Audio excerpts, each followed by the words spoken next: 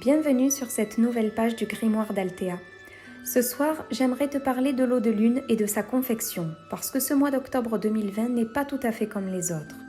Tu le sais déjà, le 31 octobre, nous fêterons Samhain, le nouvel an pour les Wicca. Mais en plus, nous serons en pleine lune, et qui plus est, elle sera bleue.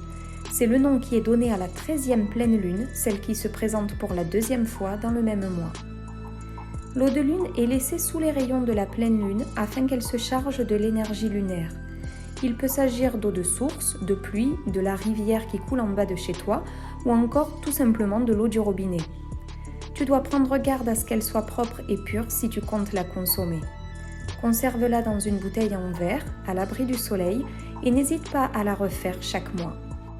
Je commence par activer mon cercle de protection pour favoriser la concentration des énergies positives durant ma préparation.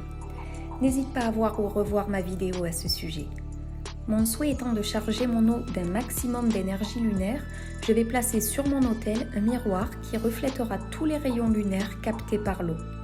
Je l'entoure de sel consacré afin de créer un enclos énergétique puissant et visualise un dôme qui viendra à la fois protéger l'eau d'énergie négative et à la fois éviter les fuites énergétiques vers l'extérieur lorsque le tout sera placé sous la lune. Si je souhaite rajouter des pierres dans mon bocal, je les nettoie bien sûr à l'avance. Mais attention, toutes les pierres ne sont pas à mettre dans l'eau. Certaines vont s'y dissoudre et certaines vont dégager une toxicité qui rendra ton eau impropre à la consommation. Tu peux ensuite placer tous les cristaux et objets qui peuvent charger ton eau de pouvoirs divers, favoriser la réflexion de la lumière. Pour ma part, je rajoute une pyrite pour sa luminosité et un œil de tigre pour veiller sur elle pendant qu'elle se recharge. Tu peux maintenant sortir ton petit autel portable sous les rayons de la lune, apposer tes mains au-dessus pour faire une prière d'intention et la laisser quelques heures.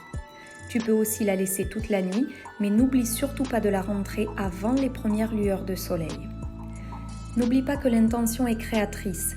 Les clés que je te donne doivent te permettre d'ouvrir les portes de ta propre pratique avec tes propres codes, tes propres croyances. Ne te limite pas à ce que je peux dire.